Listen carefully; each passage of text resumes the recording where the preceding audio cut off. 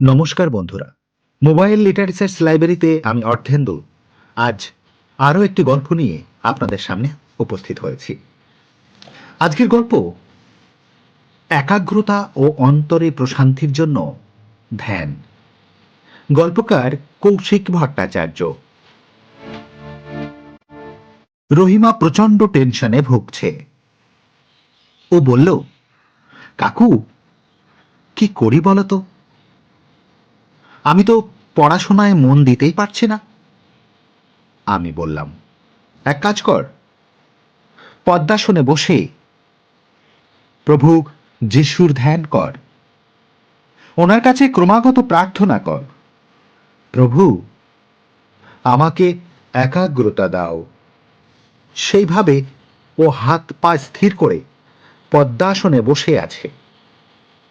অনেকক্ষণ পর ও চোখ মেলল। দেখি ওর মুখমণ্ডলে এক অপূর্ব প্রভা। ওকে জিজ্ঞাসা করেছিলাম, কি হয়েছিল মনে আছে?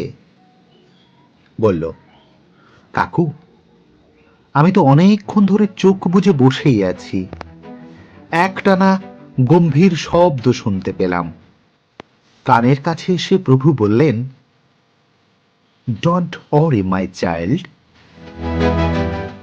You will have a great power of concentration and a meditative mind. আমার চারদিকে পদ্ম ফুল ফুটে উঠল।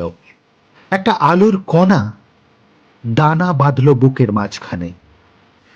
শরীর ও মন হালকা হয়ে গেল। আত্মার স্পর্শ পেয়ে সব কিছুতে একটা ভারসাম্য অনুভব করলাম। ওর মাথায় হাত রেখে বললাম, ইউ হ্যাভ গট ইট। নমস্কার। আজ এখানেই থামতে হলো। কথা হবে আগামী কোনো দিনে, আগামী কোনো ভিডিওতে। ততক্ষণে সবাই খুব ভালো থাকুন, সুস্থ থাকুন। আর ভিডিওটি কেমন লাগলো কমেন্টে জানাতে ভুলবেন না কিন্তু।